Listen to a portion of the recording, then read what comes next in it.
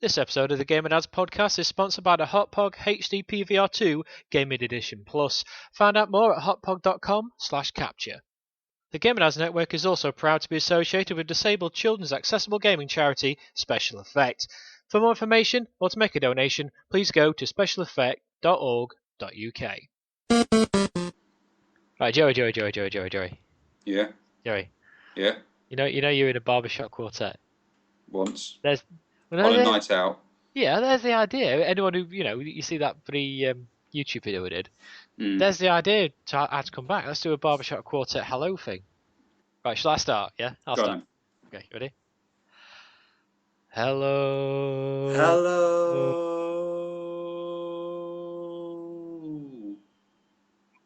What? Where's everyone else? Oh yeah, there's only two of us, isn't there? Bollocks. Ah, shit. Did not think that one through. No, we didn't really. Bollocks. Titles!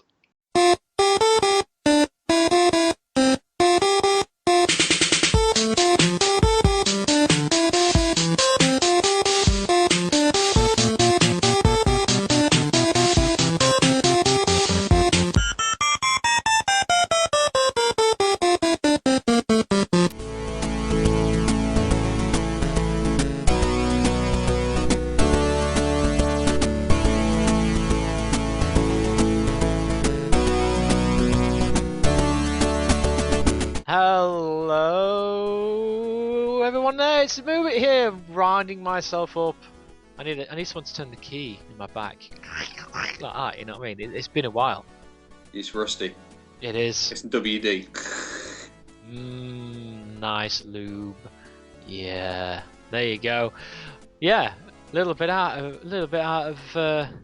You see, you can't even get your words right, can you? No. Fucking hell. I'm Unprofessional.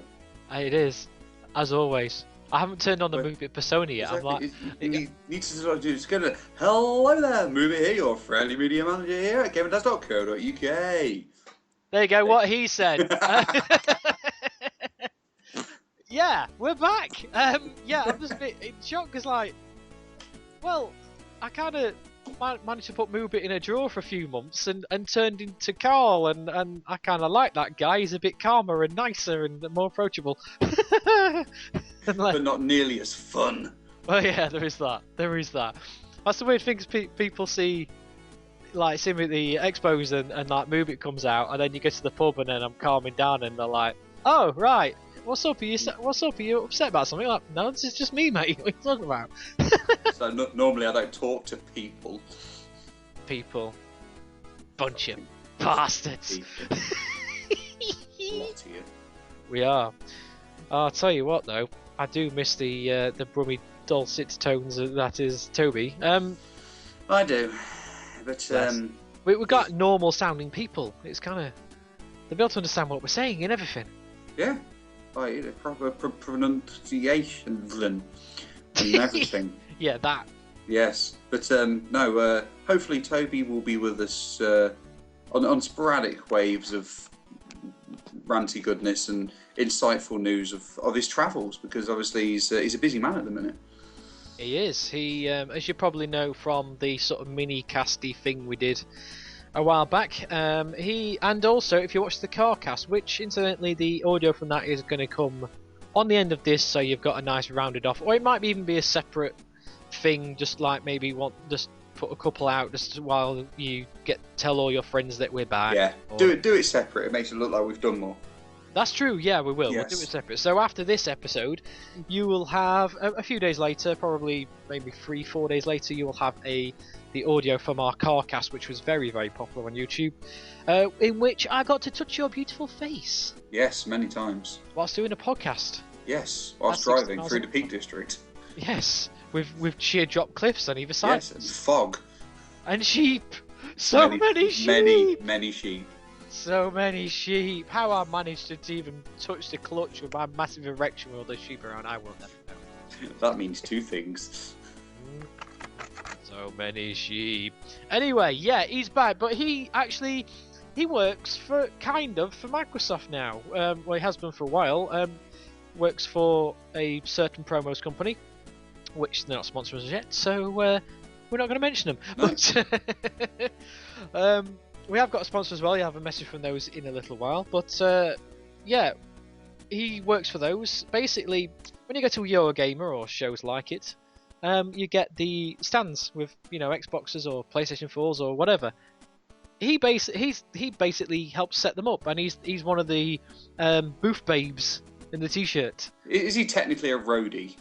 He's like a sexy roadie, isn't he? Really, I think that's it. He'll tell it better than we can, I think. But I think he sets up the booths and then he mans the stands, looking like a sexy booth babe that he is, with his little brummy tits out. Yes, and, with his little swept over fringe of a hair that he's now got, that he's adopted since his modelling days. He is a model and he's looking good. However, that song. I can't remember the rest. No, I can't either. I just can remember him in his models, in his PVC pants.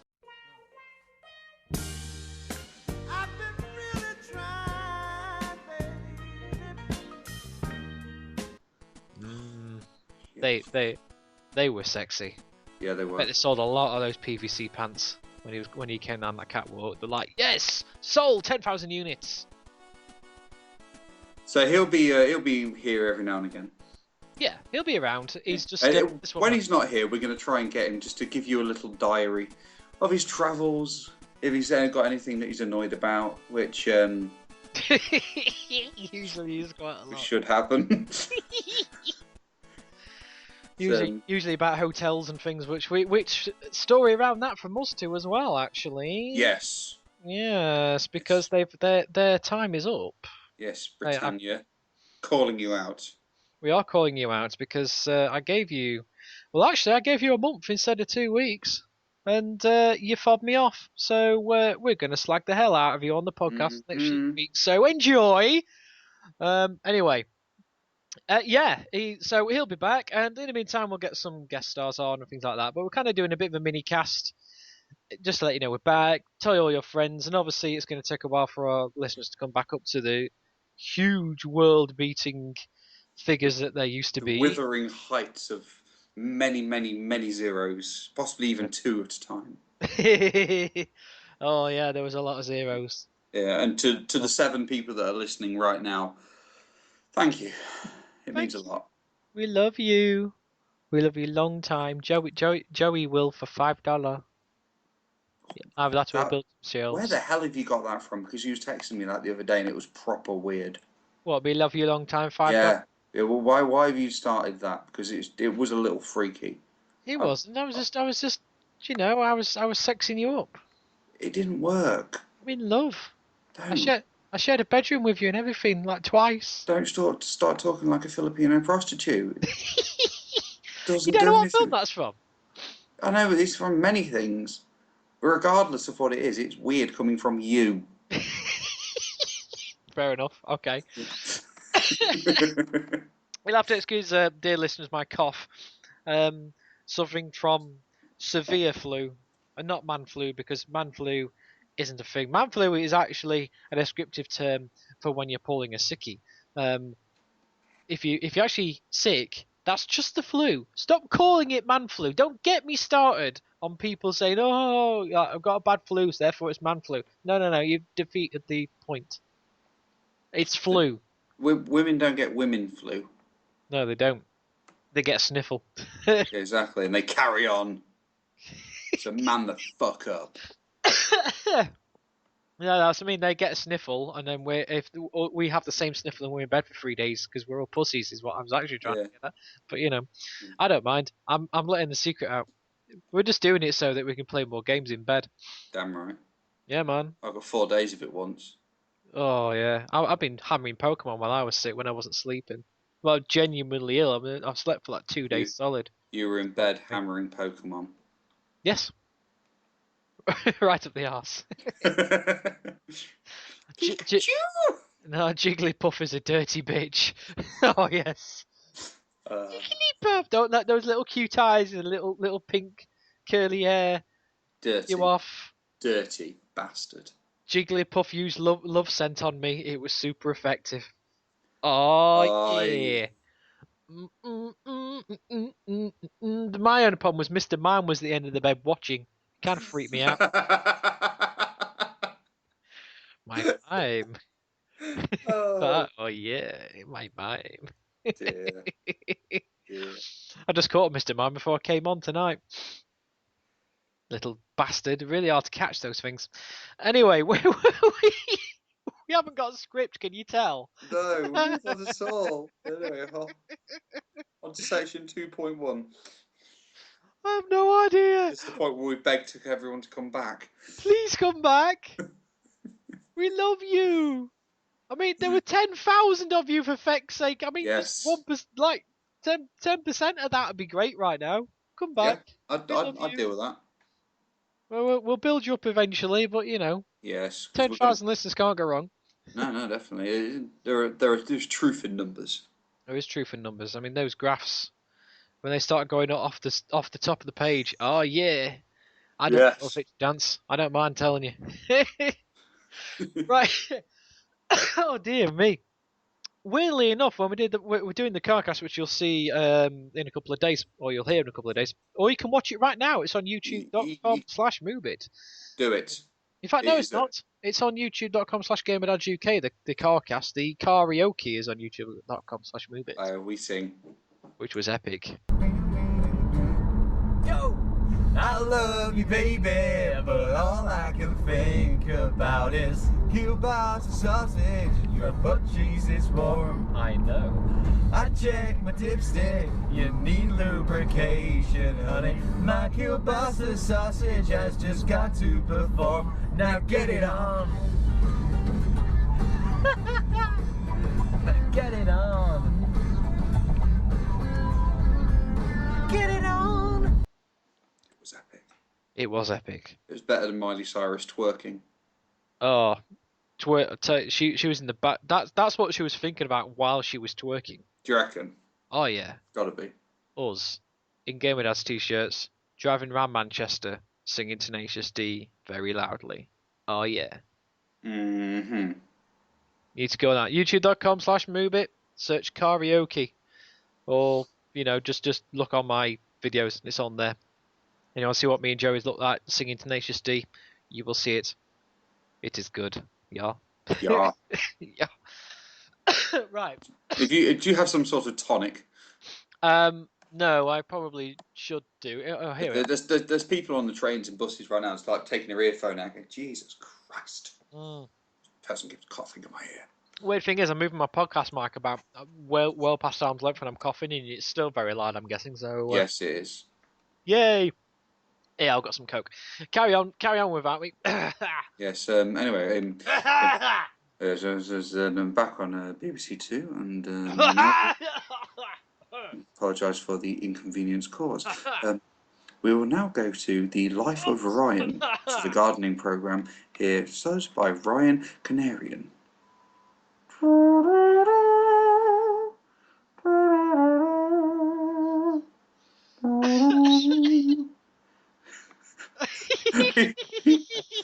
Are you laughing or dying? A bit both.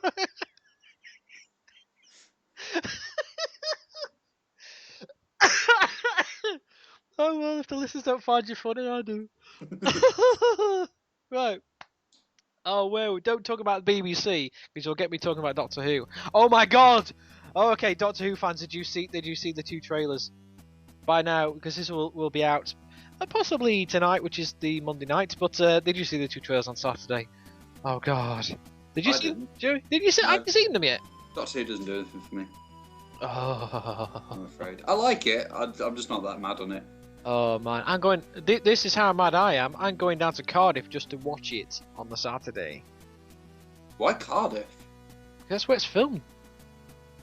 It's awful. What, you're watching it being filmed? No, I'm just watching the 50th anniversary episode in Cardiff. Okay. It's like a mecca. Although, ironically enough, because it's the 50th. For those who don't know, in Doctor Who, it's been running for 50 years. So next week will be the 50th anniversary. Well, this year is, but next week is when they're celebrating it. And they've done like a movie-length episode in 3D, which they're showing in the cinemas and on TV, basically across the world, all simultaneously. That's going to be the big thing they're doing. So Myself and a few other nerds, Doctor Who nerds, are going down to Cardiff because that's where it's filmed. It's where the studios are. Thinking they're going to be, because they're not allowed to announce things until this week or last week of what's going on where because of spoilers and embargoes and all that kind of crap. So we think, well, okay, we'll book down in Cardiff. We'll go down there. That's where it's filmed. So they must be doing something special down there because that's what's been filmed for the past sort of 7 years. Yeah, it'll be awesome. And it turns out they're doing all the events and special crazy stuff in London. Aww. Which is a ball ache. But there you go. But it'll be good though, because it's my birthday, so we're going down. We're going to go round the sets and things on the Saturday daytime. So that's all booked in. And then we'll be watching the 50th anniversary. And then we'll be touring around the outdoor sets. There's like a open top bus type thing being put on, and they sit around where all the out external sets, all like they're around the countryside and like the villages that are standing for other places, that kind of stuff. So proper nerd mecca. So yeah, but yeah, go on YouTube, just type in Doctor Who 50 if it'll come up. There's 2 trailers, and it looks pretty fucking awesome. John Hurt's in it. Who's that? John Hurt. Who's John Hurt? You don't know who John? No. Just Google John Hurt. No. He's like an actor's actor. He's in everything. He's doing everything. Just go on IMDb. You'll see him. You'll recognise him. I'm going to Google him. Fair enough. So we've got that. That's my weekend sorted out. And also that weekend is the weekend. By then, the Xbox One will be out. On the PS4, now forgive me, like I say, I'm going to make journalistic notes because we're just kind of doing this on the fly. PS4 comes out a couple of days before, doesn't it? Or was it a couple of days No, the Xbox One comes out on the 22nd of November and the PS4 comes out on the 29th of November. There you go. There you go, and that's why I implore you. Where's my money? You've got your money, shut up. I paid you in kind, biatch. No, Oh, he's in Harry Potter. He's in everything, man. Hellboy. Yep. Elephant Man. Naked Hill Servant. Watership Down. Oh, he does Watership Down. Lord of the Rings? Oh, the animated Lord of the Rings, I was going to say. Yes. That makes more sense. What's he doing in Harry Potter? Now you're thinking about bunnies, aren't you? Cute little bunnies. Dying. Slowly and painfully. What's he doing in Harry Potter? I think he's one of the teachers, isn't he? I can't remember. He played Mr. Ollivander, the Wand Maker, in the first Harry Potter film. There He you go. returned for the adaptation of The Goblet of Fire, though his scenes in that film were cut. So he obviously isn't that good. No, I think they were just trying to get down to one film, weren't they? Film shitloads of stuff. So excuse for why the last book was split in 2. Money grabbing! Ah ha ha ha ha! He's 73. Don't bloody look it. Mind you, Hollywood people don't, do they? Because No. they're young and. I'm making notes here for Watership Down music. Although we are doing this raw, so I'm not going to be editing this. So bear with us, dear listeners. Yes. But So, he was born in Chesterfield. was he? Yeah. It's down road from me. There you go. Ooh, didn't know that. And he's been married 4 times. As Dirty again. bastard. As per most actors. Yeah. So let's keep it on track. Yeah, sorry. Xbox One. So I guess that's what you'll be doing that weekend, is it? If I can afford to get it before on launch, then yes. But afterwards, then yes. Yes. I'm. Originally, I wasn't hyped up about the new consoles, mainly because I didn't know which one I was going to get. I was always edging towards the Xbox. Due to the first party stuff, I really do prefer the controller, simple things like that. Obviously, the price point put me off a little bit. Them completely doing a 180 on what they were actually going to offer was a little bit distracting. But now they've actually got the package. What they're offering now is very attractive to my needs and my family's wants and everything. So, yeah, I'm definitely going down the Xbox route, and I'm very, very excited for it, and I've held off on all the new games. I mean, normally I'm FIFA at launch, I'm Battlefield 4 at launch, but I've refrained from them for the 360. I'm putting all my monetary efforts into getting the console first, so that I can have that first experience on the next generation. Yeah, sounds like a plan. Are you gonna get Battlefield for the Xbox One then? Yes. I think we'll be playing together then, because I'm not getting COD. I'm finally done with COD. Thank you. I'm done. Hopefully, the millions of people will follow you. And As it's a not. It's not reviewer and that. as a gamer, it's like, because it's the same fucking. I mean, I've been saying this for years, as you know. Anyway, I'm not a massive fan of the COD multiplayer experience. I like the single players. I think the campaign is it's a lot of fun. You know, set it on easy and just let the explosions happen. You know, just as an experience. I like that. You know, I'll put it on medium, but whatever. I'm not a hardcore first person shooters, as anyone who knows me knows. But um, we're now off embargo, for obviously, so we can talk about it. Mhm. And I must admit, I had a good long time on COD Ghosts, just before Eurogamer and mainly at Eurogamer. And it was shit. It was the same game. They were bigging it up, and it was exactly the same game as the last ones. In fact, like on the Xbox One, not much difference to Blops 2 on the 360. I didn't think.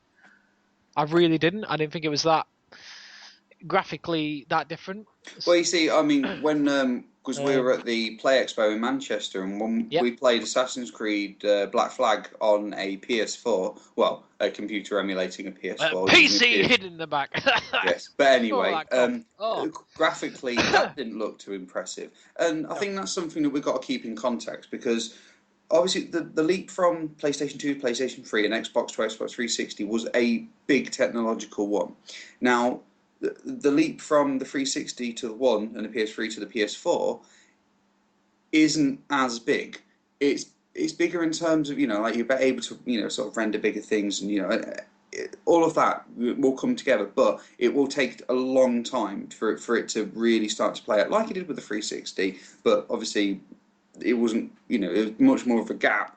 But then it just got better and better and better. Whereas this is going to be very similar for a while, and then it's just going to look incredible.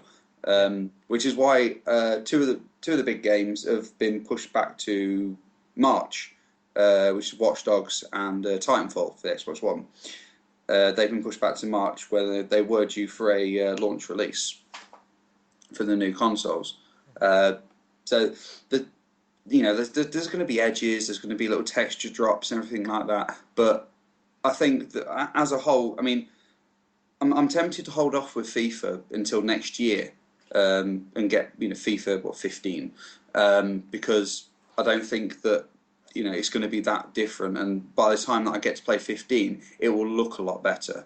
There'll be a lot deeper physics and ball controls and everything like that. But the two games that do genuinely look next generation and will play differently to what it is on this current generation to the next is Forza Motorsport 5 and Battlefield 4. Battlefield 4, if only the fact that there's going to be 64 players online. Yeah, On, I'd agree with one of those games, not the other, personally. I know you're not a massive Forza fan, but Well, I am. I like them, but obviously I've had the privilege of being able to review both of those. Well, preview both of those. Again, not done a write up because A, I've been busy, and B, I'm lazy, and C, we're you're under ill embargo and again. It's all embargoed, so there's only so much you can talk about. So, and you know what I'm like, I blab my mouth off, so I'd sooner just not talk about them until you're allowed. Do you know what I mean?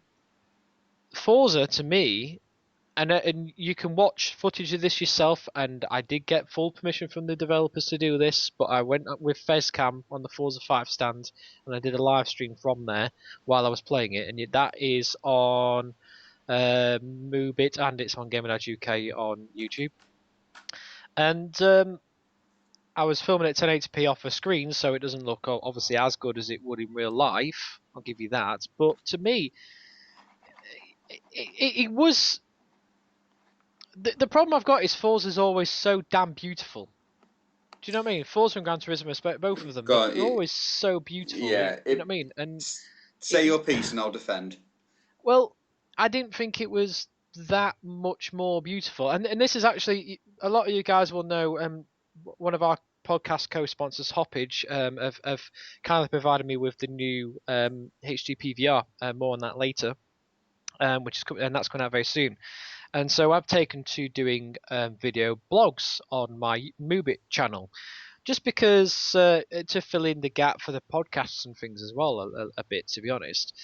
And there's one that went up the other day, about 2 or 3 days ago, where I'm saying, is the next generation a big enough leap? And I'm playing GTA 5 while I'm doing it, but it's more about the talking. And I remember I went from a Spectrum.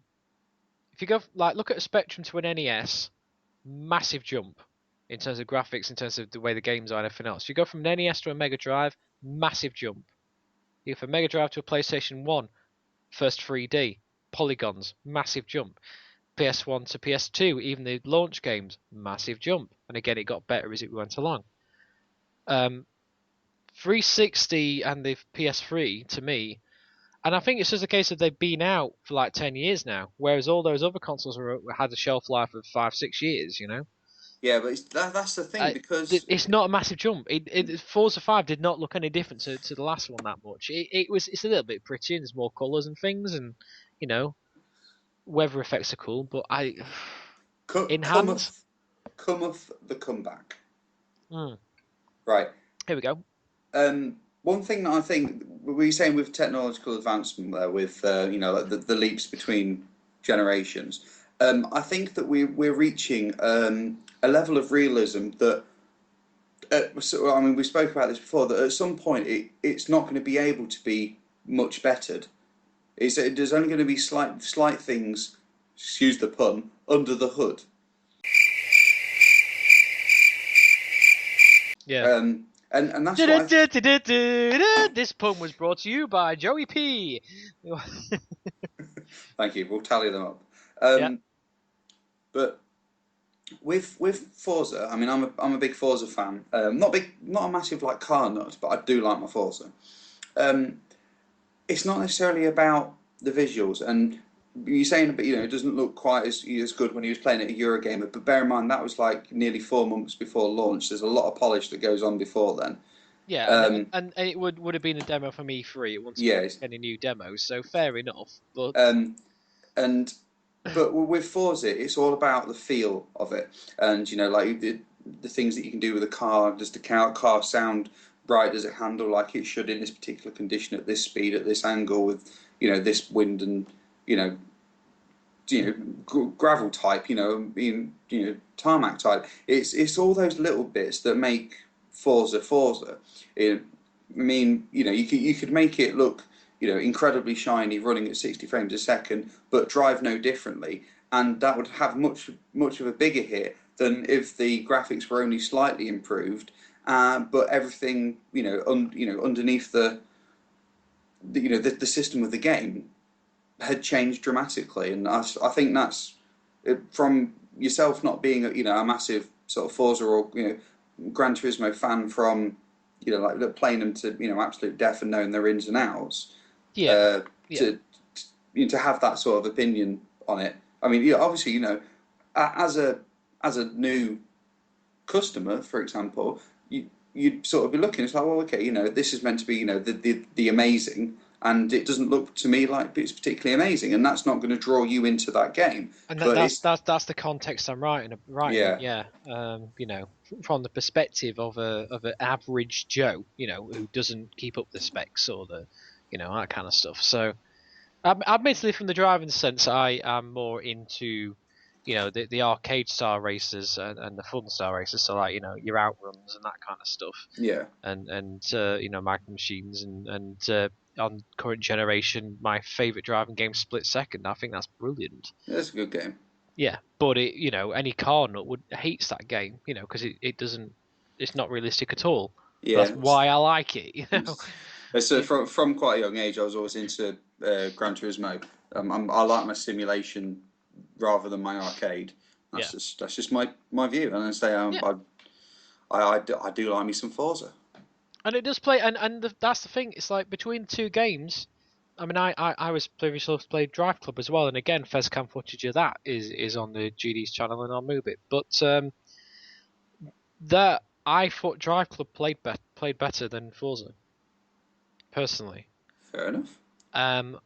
But having said that, Forza had I liked how the Xbox One controller had little tiny motors inside the triggers. Yes, And that's vibration. that's why Forza was there. It was a tech demo for those, I think. Yeah. It was to show those off, and it does actually make a difference on car games. I can see a lot of car nuts really liking that feature because I purposely and unpurposely, because I'm not very good on driving games. It's weird. I'm actually can drive just about anything in real life, but I'm shit at driving games. It's really weird. But you'll see on the video, I veer off the track a bit, and there's gravel on the side, and you can feel the difference between the tarmac and the gravel, like in the triggers, the way they vibrate.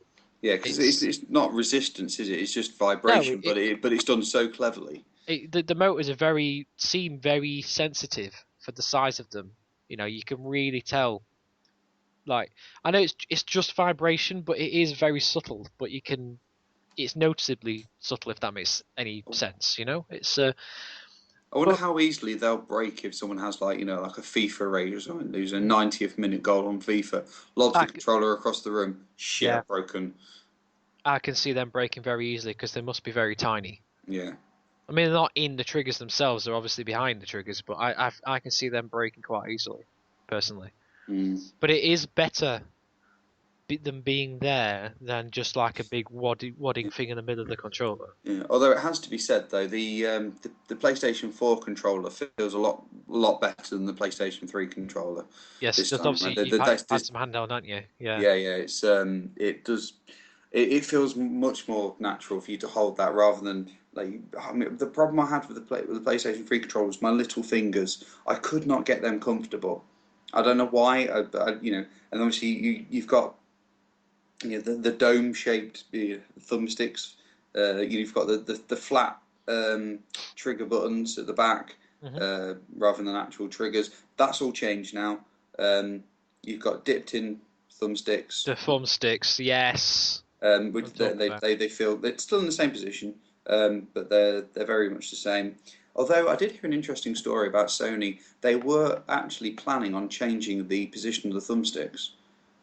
But Yeah, I heard that. the reason they didn't because they tried it offset like the Xbox and they tried both at the top like on Wii U. But the reason that they kept it as it is was because it was different. Not because it was any better, because it was different. Because that's what people were used to. And if they'd moved them both up to the top, it'd look too much like a Wii U. If they'd moved it, offset, it'd have been too much like an Xbox. So they kept them down there because that's like the PlayStation brand, and so they just made the thumbsticks actually better. And that the handles are a bit longer now, so obviously I won't have my little finger problem. And the triggers are actually triggers Yeah. now, and the little touchpad as well. I mean, we played Assassin's Creed Black Flag, but although the touchpad wasn't available to use, the guy was telling me that basically you click it in.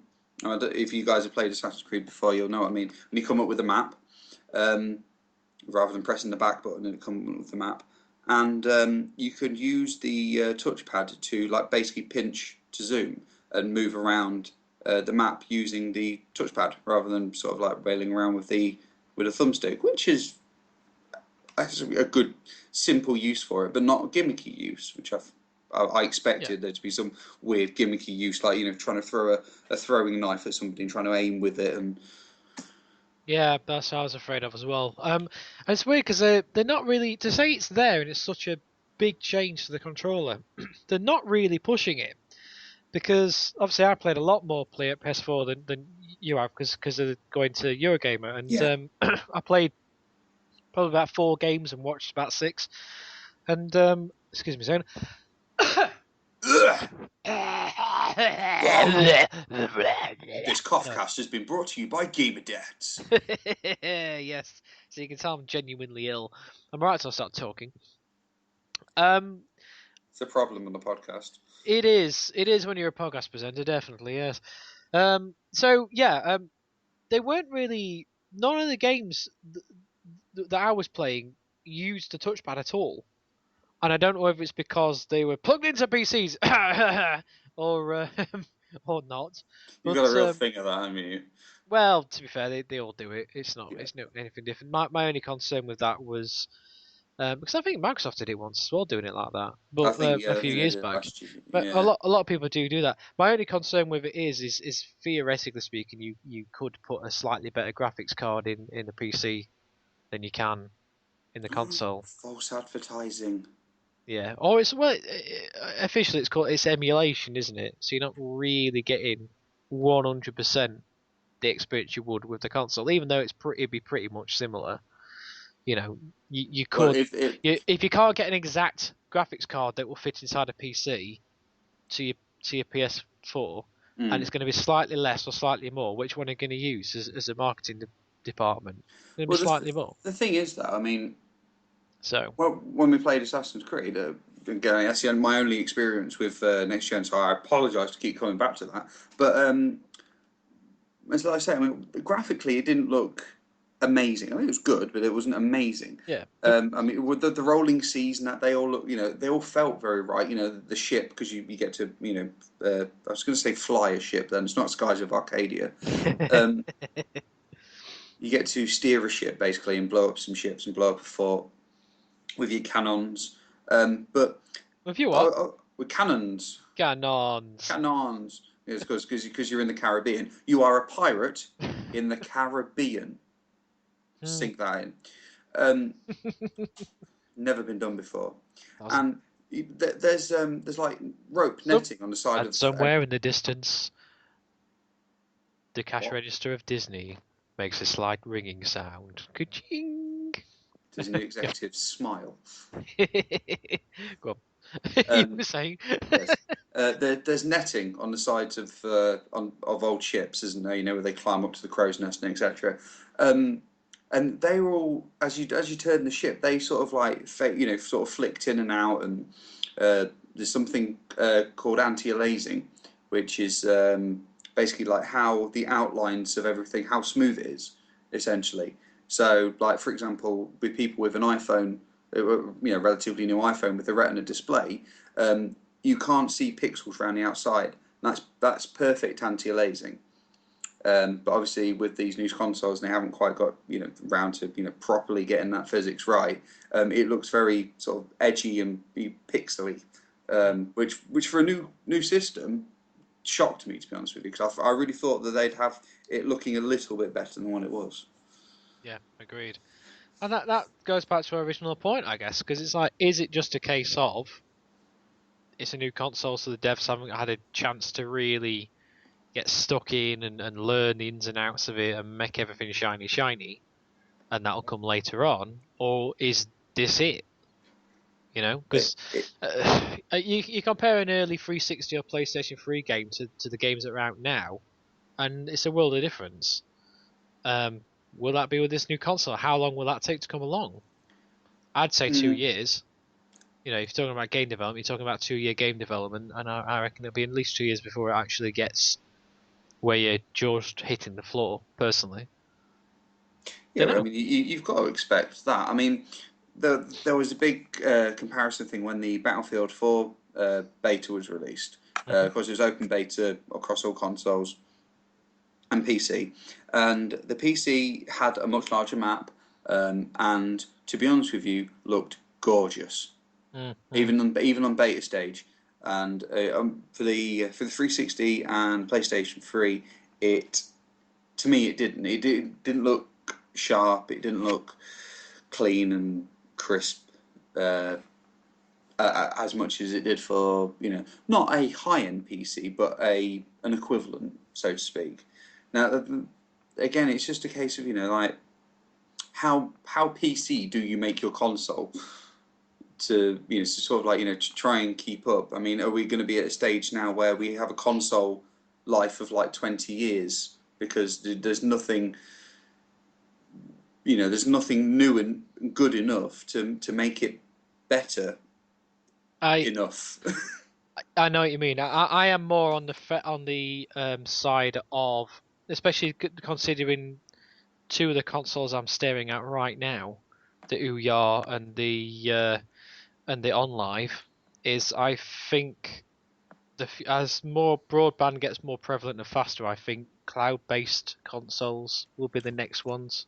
Well, They've put it off. They've been putting it off for this system, but I think on the new ones they will, and that will be it. well, We'll buy the one box infrastructure's and there it'll for all be in the Xbox cloud. though. Yeah, The yeah, it is. infrastructure's there because But they've that switched was it off, their haven't they? Yeah, that was their initial bed, but because everyone started shouting at them, and yeah. angry noises, they decided against it. And I mean, I had to find out because one of the things was that you could have a family list where I think it was like 5 or 10 people, and if you had a digital game on your console, then your friends or family of this particular list could play that game. Now it's only like maybe like one at a time whilst you were playing it, something like that.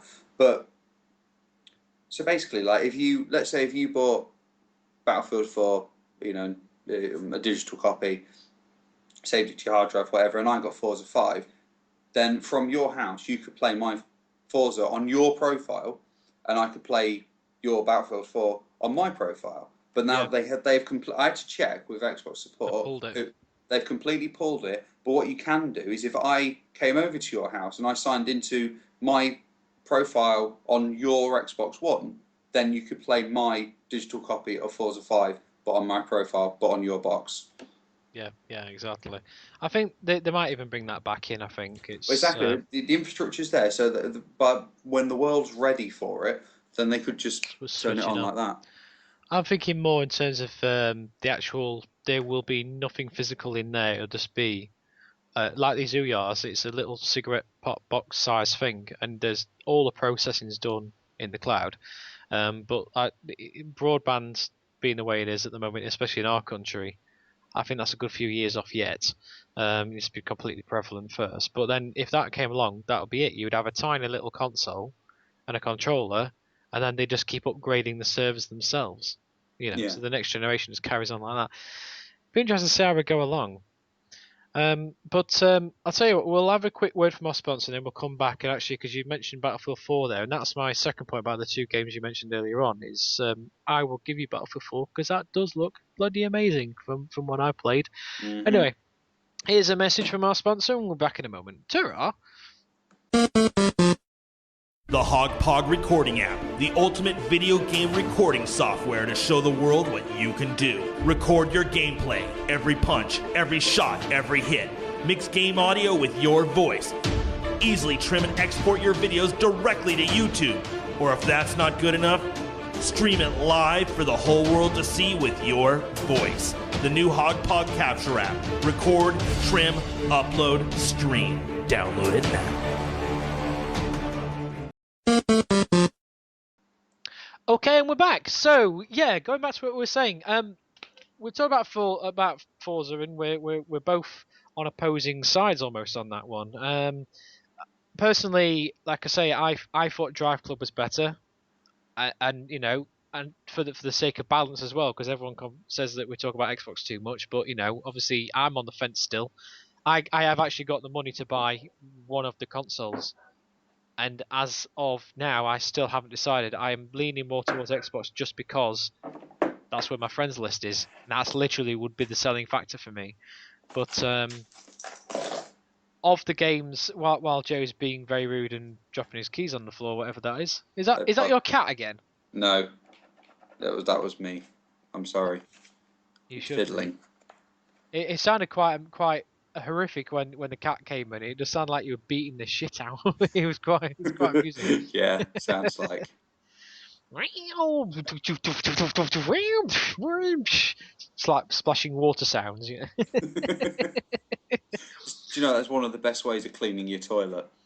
Oh, stick a cat in it. Put a cat in it, flush, put the lid down. Shiny as fuck. The cat not so much. Cat looks evil. Cat claw face. Wow. Yeah, don't try that at home, kids. Anyway, yeah, Forza. Oh, I guess in terms of balance as well, if you're going to get a PS4, get Resogun. It's bloody brilliant. It's a bit like Defender, but in 3D and all shiny. It's very good. Is It's very, very good. in balance of sort of the Forza thing, is Gran Turismo 6 going to be at launch for the PS4? I don't believe so. No, I they're don't really think it is. they're really pushing Drive Club in all the expos that I went to this year. Yeah. In terms of playability, but again, I'm probably the wrong person to talk about this. It was another generic sort of realistic looking racer, if you know what I mean. But it was fun because you got all the. It kind of gave you, from what they showed you, and I can imagine online it'd be the same because it takes your photo with the PlayStation Eye. And this kiddies is why the PlayStation 4 is exactly the same price as the Xbox, because if you want all these features on these games that they were showing off at these expos, you need to buy a PlayStation Eye, which takes it to exactly the same price point as the Xbox at time of podcast. Anyway, it takes your photo, and then I'm presuming it would save your friends' times, and it's basically updating them live, and I like that.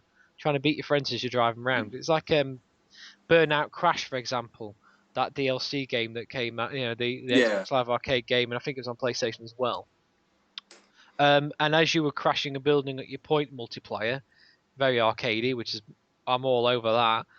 It brings up pictures of your friends saying you've just beaten Blugger, you've just beaten Super Nutsy's score, and I like that. I think that's the way to go with games is to actually bring up your friends' scores, and then it's Yeah. almost like you're playing with them live, even if they're not even playing themselves at the time. But anyway, that's a good little thing, and it was good. But I mean, all the stuff they kind of pushed to one side was all the indie stuff, which is what I was into, and I must admit, Resogun was brilliant. That Killzone, first-person shooter, whatever, it looked alright. Is that Shadowfall? And that Shadowfall, it was, it was alright. It was a shooter. They had Assassin's Creed, obviously, but I knew would be reviewing that at play, so I wouldn't play that. And they had, I can't remember the name of it. It escapes me. There was like a World War II Spitfire sort of aerial shooter thing. Like there always seems to be one of those on the launch of a console. You ever noticed that? There was one on the This Saturn as well. was like Blazing Angels, and I remember that was a Yeah, World War Two. Blazing Angels. That was another one. There's just they always seem to bring out a Spitfire I, dogfighting type game. do you know what the one for the PS3 that was out to me? There was it was like a flying game, but you were a dragon. It was basically like you used the six-axis controller to steer it, to steer this dragon. You obviously shot like fireballs and Was that Panzer Dragoon? Is that what you mean? no, he was actually a dragon flying. Oh right, okay. The name escapes I me. It don't was a remember weird that name. one. Yeah, that was strange. Yeah, but anyway, yeah. I mean, to me, and that's what made me think I'm going to get a PS4 this time because they were showing all these indie things. But then I realised actually their PR department is really pushing the indie side at the moment Yep. to try and differentiate themselves in the market. And then I realised, well, there's probably going to be quite a lot of indie games on the Xbox as well. I think it's going to be you're not as a especially as a small time indie developer, you're not going to put all your eggs in one basket if you can help it. So that's why I'm still on the fence. You see, I don't know, but yeah, going back to what I was saying, the Battlefield 4. Yes. I guess you compare that to COD Ghosts, I suppose. If you still want to compare them, people insist on doing it even though they're different games. I Battlefield 4 looked and played really damn good. I mean, that did look next gen. Yeah. I That mean, so really did. I haven't played it to hand, but I mean, You haven't, no. I played the beta a fair bit, and I mean, from the from the difference between Battlefield 3 to Battlefield 4 on the Xbox 360 anyway, was if it isn't broke, basically, what they've done is they've made it bigger and better. Any small, I mean, I know as we're recording now, there's a lot of problems with it being a little glitchy at the minute. But if you remember back to the launch of Battlefield 3, there were connection problems all over the place. They will sort it out. Um, Yeah. But yeah, Battlefield 4, like I say, next gen, it's going to be 64 players. For those inept at maths, that's 32 people aside rather than the 12 that we were used to on the. Can we call it old generation now? Or is it still current gen because it's 11 days away from being. It's still current gen to me. Current, okay, it's current gen. It's just, there's going to be better maps. Obviously, the big thing is the de-evolution, or whatever they're calling it, devolution, where you can basically demolish buildings, and there's big set pieces within the maps that probably noobs will just go straight for and just destroy everything, and everything will just look the same anyway. But buildings are completely like if you aim, your tank turret at this particular part of the building and blow a hole in it, that hole will be exactly where you aimed at. Rather than blow it and it will just blow this generic shape out like it did on Battlefield 3. They've completely gone into that. There's structural supports that you can blow up a little bit like what it was from Bad Company 2, but just obviously on a much better and bigger scale. But yeah, it does look. Battlefield's the one to beat now for me, rather than Call of Duty. It has overtaken it. I think it has, and a lot of the hardcore first-person people are even coming around to that. The amount of it's an interesting thing. I watched a video about COD Ghost from this Call of Duty fanboy guy. I don't come across him before on YouTube. I just randomly, pressed one of his videos. But he was a PC player, and all he was doing is moaning about how the textures on Call of Duty Ghosts look rubbish compared to what they were, and on the PC, the PC is a port of the console version, and therefore it's shit. And it was being like proper nerdy PC guy, you know what I mean? Like worried about what the walls look like. Who cares? You know what I mean? But the point he was making, which was an interesting one, was that Battlefield 4 on the PC at least was instantly better than the Battlefield 3, and it was better than COD Ghosts and things. And if you're going for looks, yeah, I mean Battlefield 4 did look astonishing. EA have done a good job. I'll give them that. And all the people that were playing it had a big grin on their face. And yeah, fair enough. The place like Eurogamer, it's going to be Battlefield fanboys, but everyone seemed to have a good time. I enjoyed it for what I saw of it, and and I don't really like first-person shooters, so I think that'd be the way to go. I think that with people communicating on the microphones, it's good. It's so good. Especially when you play with the GDs and you got like Toby. Get Toby on the helicopter. Yeah. Yes, flying around. One thing is like with Battlefield 3, you could hang around in a squad of 4, and that was your squad. But you could have other people in your team, like from your friends list and your Xbox Live party, PlayStation Network party, or whatever you call it. But now that's been expanded to 6 now. Obviously, 4 just wasn't quite enough. So you can have 6 friends now. Obviously, with all the squads are now 6 rather than 4. Obviously, because you've now got 32 people. There was something else I was going to say as well, but I can't remember what it was now. There's actual open battlefields now where you can go on and just practice your flying and practice your helicopters and practice your driving and that sort of thing. All the server stuff I don't know if that's from launch or if that will come into it. You can rent your own server rather than it being from the DICE guys. But yeah, it's just a lot of small things that just make it to be an overall better game. It didn't need a lot doing to it. Obviously now that you've got more players, there's bigger maps and more douchebags trying to knife you. So it's not going to work. I'm on your team. Yeah.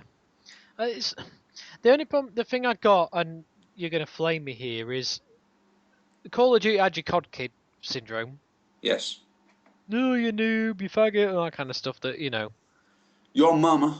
Yeah, all that kind of stuff, which is partially why Gaming Dads became from a retro gaming place to a place to play things like Call of Duty in the first place, is to avoid them dickheads. You got that, and you still got that on COD, I noticed when I was playing it. The thing is, they were shouting it, but in real life, which was always fun. But Battlefield, I always found as a casual FPS player rather than I'm more of a hardcore arcadey retro-y player. I found it to be elitist I know exactly what you mean, sometimes. and I to a point, I agree with you. They, as parents, full time working jobs, other side projects, everything like that. Don't get an awful lot of time just to be able to sit on games. So if you've got a spare half an hour, you're just like, oh yeah, I'm going to jump on the Xbox. You can't really have like a quick half an hour on Battlefield. You No, you have to sort of get into it, and it takes a long time for you to unlock stuff.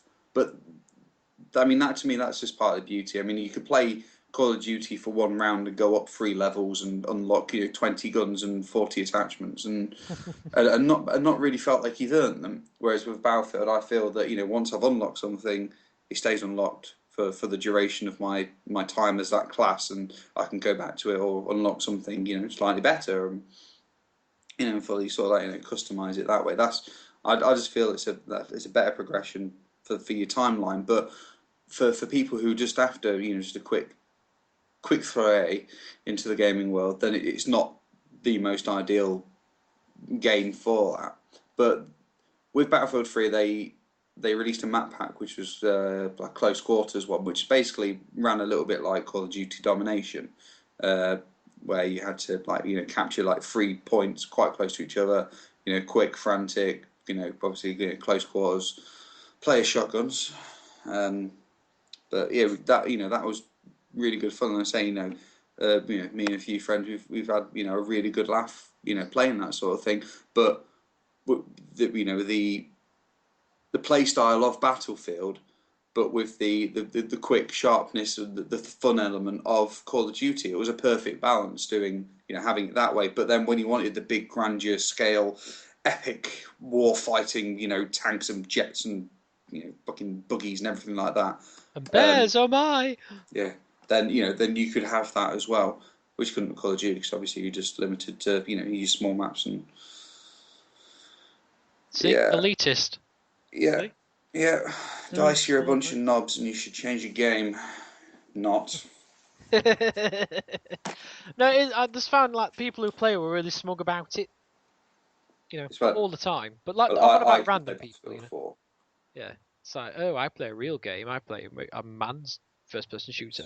It's like, I play both, and I knife you, and I run around with a knife in both of them. I don't care. No, I don't actually. I'm not that obnoxious in Battlefield. I find it a hell of a lot more relaxing. I'll give you that. If I'm playing with a squad of people that I know, Yeah, It's you've got a really lot more. relaxing. Yeah, it's a lot more sort of tactical. You can think about your moves before you Yeah, yeah, actually yeah. do them. I like that, and you can actually be a sniper, like a proper sniper, and not get called out for it. And stuff like that, or you can run around with a knife, or like I say, get someone who's really good and they look after. Like I was playing with Toby, and he looked after me, and yeah, we had a couple of other people, and he'd get a helicopter, and we'd sit on the guns, and he'd just kind of hover around while we're shooting and stuff. And that was good fun, you know. That was cool. Whereas Call of Duty, your heart's racing all the time. It's so fast paced that you have to constantly be on it, and that can actually be quite stressful. Whereas you play against to unwind, don't you? Really. So I don't know, but I am done with it. I'm done with Call of Duty. I must admit, played I played COD Ghosts a few times. The single player I played the space station mission, which a lot of you will have already played by now, and unfortunately I wasn't allowed to talk about it.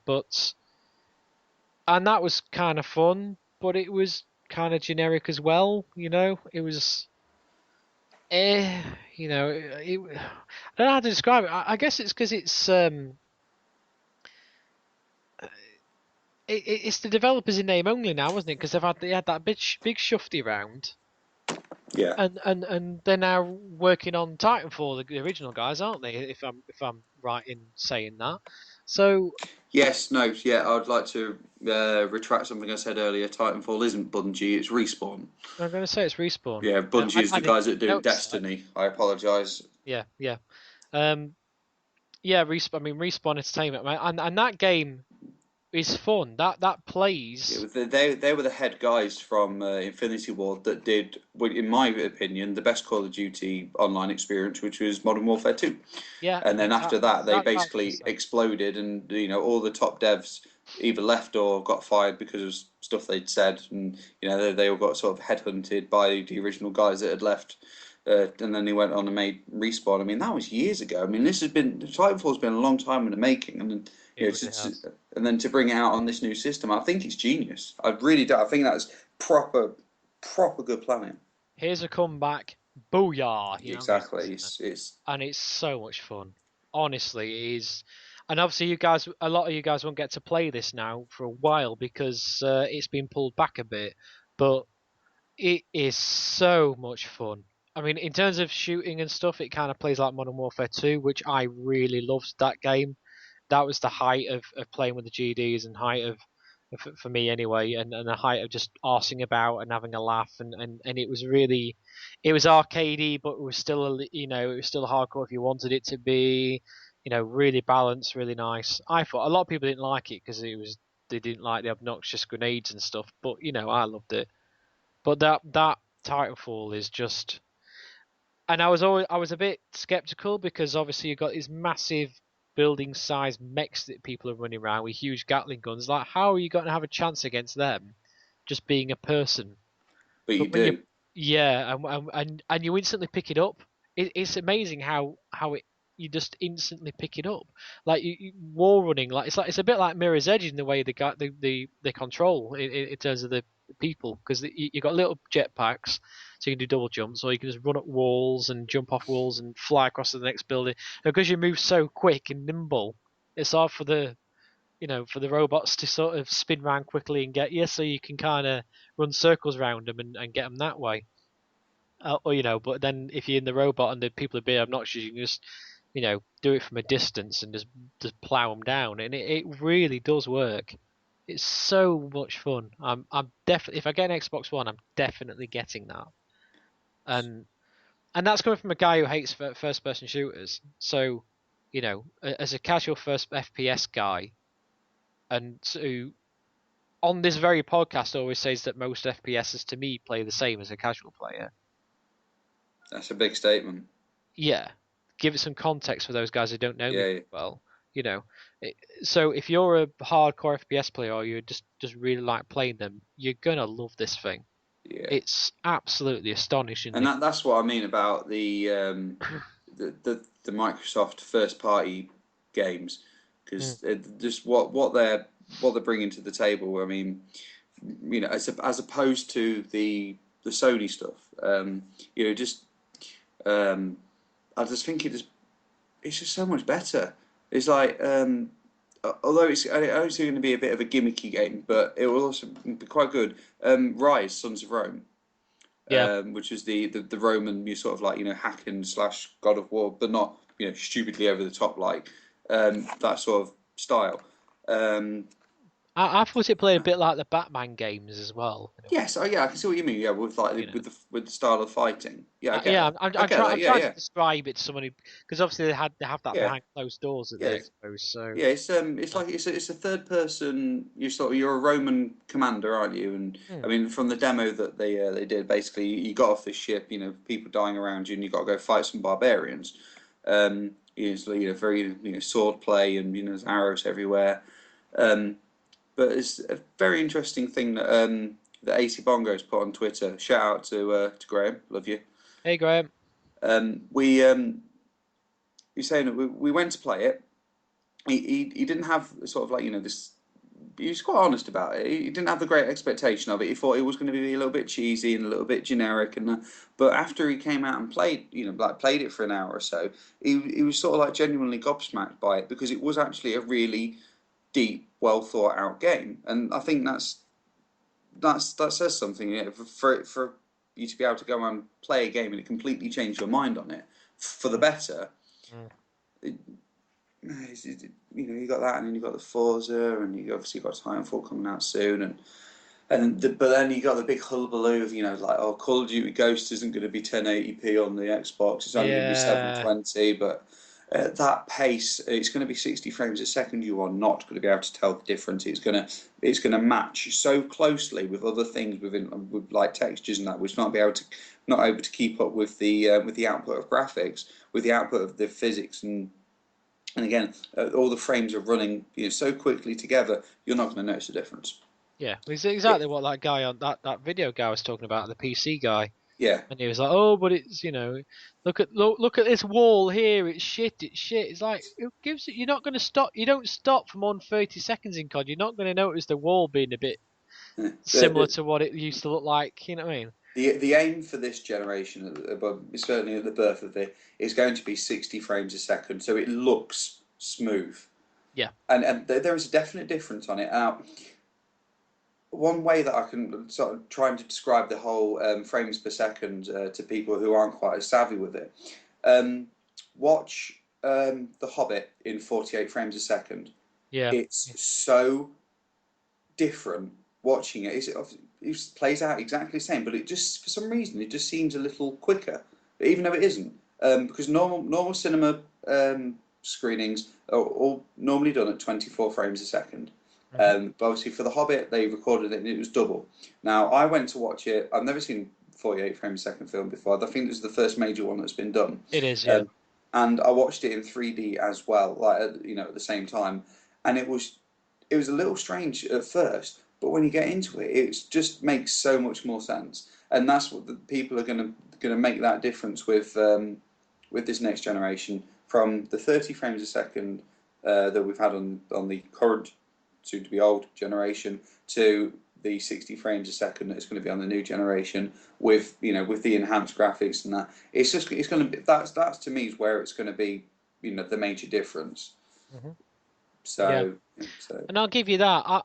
I guess my point about it not looking as good, as jaw-droppingly bigger jump as the previous consoles was, pause it, you'll see what I mean. To me, it still doesn't look as big a jump as I in my head was imagining, if that makes sense. I imagine you expected much greater things from it, and then even though it is probably better, it's still probably not quite to the height that you expected it to be. In my head. Exactly. That's you articulate my thoughts well, my friend. And that's what and I'm seeing it from the point of view again as a retro person, as someone who's interested in the history of the stuff, and seeing the difference between the generations as they've come along in the history. It's so different, but and I think when people look back at the launch lineup only, I'm talking here, compared to the last game of the 360 and the PlayStation 3, it's not going to look as much of a jump. Whereas if you look at the very last game of, say, the Mega Drive compared to the very first game of the PlayStation 1 or the Saturn, and it's noticeably a massive jump.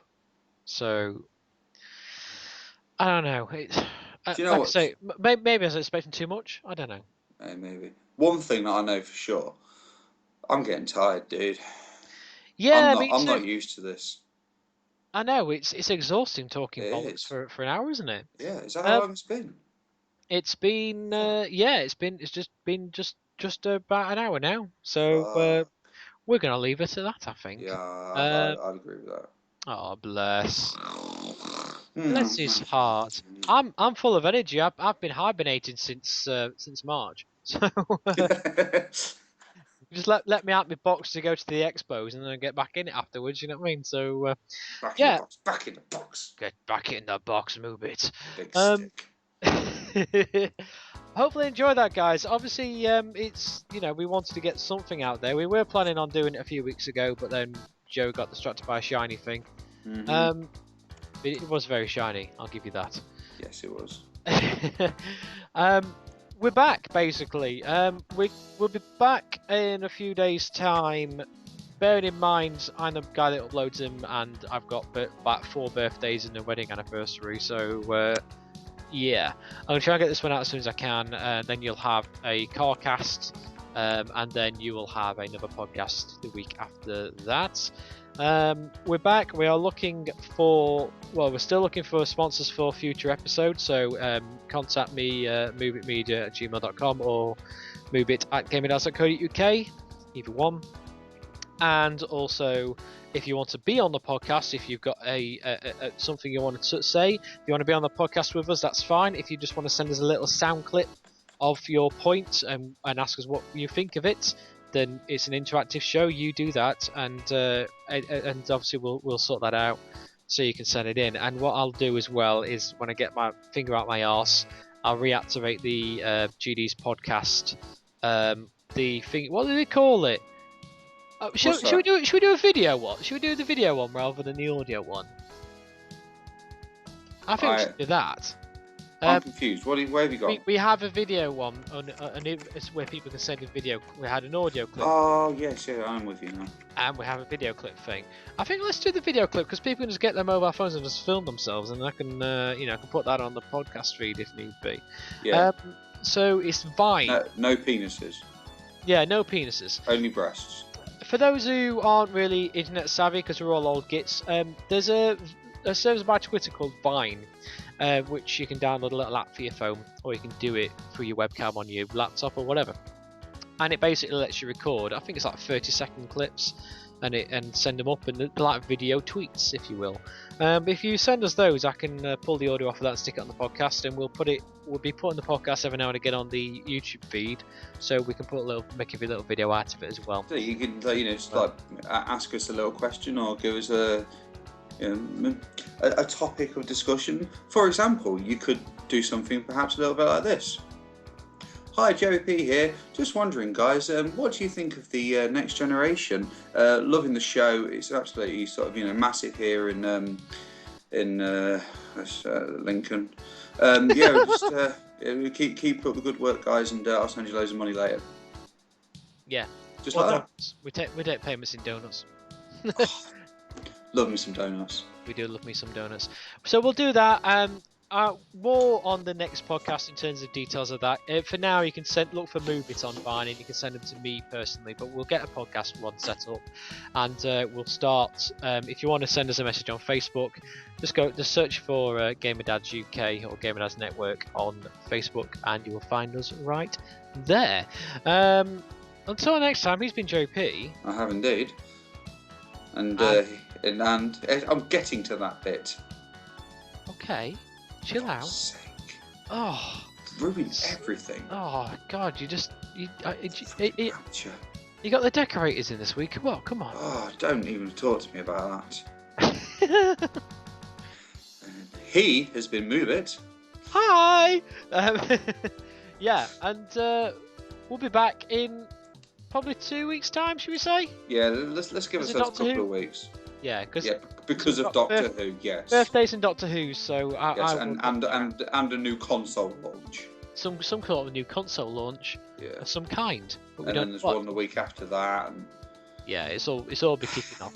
Yeah, so there's your thing. So anyone who's got gets the Xbox One, send us a little Vine of it, or send us a little. Yes. And we'll put the best ones up on the pod. That's an idea. Because we've got like the Xbox One launch, and then a week after we can do another one about the PS4 launch. Yeah, it's almost like I designed it on the spot right there. But with them being short things, I can actually put them on the podcast feed, so you can download videos onto your iDevice or onto your Android or whatever, and watch your fellow GDs on the podcast. Good.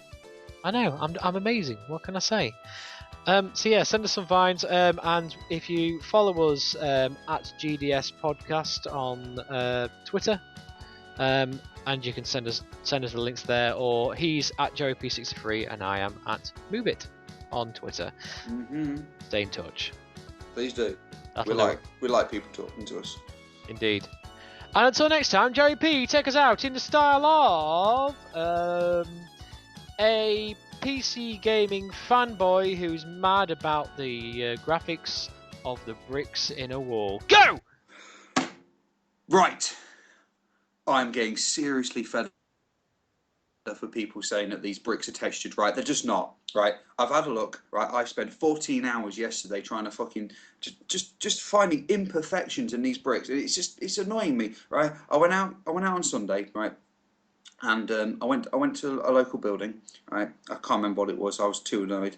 And I looked at the bricks on the wall. Do you know what? They look brilliant, right? In real life, they look brilliant. I go home, I look at my Xbox 360. The bricks look shit, right? Get on the PC, however, man, you just would not believe the difference. And they don't make it any better for the new consoles. I swear to God, I'm going to take every single box of the X ones. I'm not even going to say the name; they don't deserve it. And the Station of Play, I believe it's the 4th iteration, and I'm going to burn them and throw bricks at them. I like bricks. Bricks. I felt like some sort of brick-loving zombie. Bricks. Bricks. Bricks. Goodbye.